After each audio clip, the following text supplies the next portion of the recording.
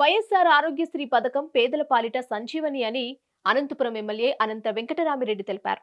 నగరంలోని 2వ రోడ్లో డిఎంహెచ్ఓ డాక్టర్ బి దేవితో కలిసి ఆరోగ్యశ్రీ పథకం గురించి ప్రజలకు అవగాహన కల్పించారు. కొత్త ఫీచర్లతో కూడిన స్మార్ట్ ఆరోగ్యశ్రీ కార్డులను పంపిణీ చేశారు. ఈ సందర్భంగా ఎమ్మెల్యే అనంత మాట్లాడుతూ డాక్టర్ వైఎస్ఆర్ ఆరోగ్యశ్రీ పథకం 25 లక్షలకు పెంచినట్లు చెప్పారు. ఆరోగ్య ఆంధ్రప్రదేశ్ లక్ష్యంగా జగన్ ప్రభుత్వం అడుగులు వేస్తోందన్నారు. సమైక్య ఆంధ్రప్రదేశ్ రాష్ట్రంలో వైఎస్ రాజశేఖర్ రెడ్డి ఆరోగ్యశ్రీ పథకాన్ని తీసుకొస్తే ఆ తర్వాత అన్ని రాష్ట్రాలు అమలు చేసిన పరిస్థితి వచ్చిందన్నారు. తండ్రికి తగ్గ తనయుడిగా వైఎస్ జగన్ గొప్ప మానవతావాదిగా పేరు సంపాదించుకుంటున్నారని కొనియాడారు. ఇప్పటికే తొలి విడత జగనన్న ఆరోగ్య సురక్ష క్యాంపులు చేపట్టామని, జనవరిలో 2వ విడత జగనన్న ఆరోగ్య సురక్ష కార్యక్రమాన్ని చేపడతామని తెలిపారు.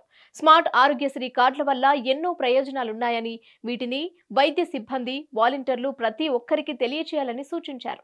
ఆరోగ్యశ్రీ పథకం కింద మన రాష్ట్రంలోని 2309 ఆసుపత్రులే కాకుండా హైదరాబాద్లోని 85 సూపర్ స్పెషాలిటీ ఆసుపత్రులను ఎంప్యానల్ చేసినట్లు తెలిపారు. బెంగళూరులో 35 ఆసుపత్రులు, చెన్నైలో 16 ఆసుపత్రుల్లో ఆరోగ్యశ్రీ సేవలు అందుతాయని చెప్పారు.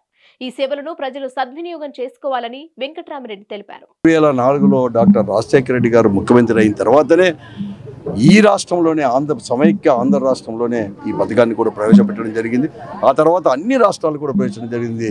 ఇప్పుడు ఏ రాష్ట్రంలో చేయని విధంగా, ఏ ముఖ్యమంత్రి ఆలోచన అనేది కూడా చేయని విధంగా, ఎవరికి అటువంటి ఆలోచన తట్టను కూడా తట్టలేదు. కానీ మన ముఖ్యమంత్రి జగన్మోహన్ రెడ్డి గారు కూడా ఆలోచన తట్టి సరాసరి ఏకంగా కూడా 5 లక్షల నుంచి 25 లక్షల వరకు కూడా ఈ రాష్ట్రంలో 1,60,000 కుటుంబాలు ఉంటాయి. ఒకసారి 1,60,00,000 కుటుంబాలు ఉంటాయి.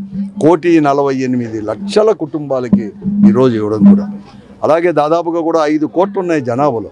4,25,00,000 మందికి ఈ పథకం వర్తించేటప్పటికి కూడా చేసేసి కూడా ఒక పెద్ద పథకాన్ని కూడా చేసుకొని ఒక గొప్ప మానవతావాదిగా ఈ దేశంలోనే ఒక గొప్ప మన దేశంలో ప్రపంచంలో కూడా ఒక పరిపాలకుడు ఇట్లా ఒక మానవతావాది కూడా ఇట్లాంటివన్నీ కూడా ఎక్కడ కానీ చూడలేదు. మొట్టమొదటి చూశాను. ఎవరికి ఆలోచన చేయని విధంగా మననే కూడా ఆరోగ్య సురక్ష అనేది పథకాన్ని తీశాడు. సెకండ్ ఫేజ్ కూడా జనవరి 2 నుంచి కూడా మళ్ళీ కూడా జగనన్న ఆరోగ్య సురక్ష సెకండ్ ఫేజ్ కూడా ప్రారంభమవుతుంది. అనేక హెల్త్ సెంటర్లు, హాస్పిటల్స్ కూడా నాడు నేడు కింద కూడా అనేక తీసుకుని రావడం జరిగింది. కాబట్టి ఎవరికి కానీ అంటే అత్యధికమైన ప్రాధాన్యత విద్యకు, వైద్యానికి కూడా ముఖ్యమంత్రి గారికి ఇస్తున్నారు.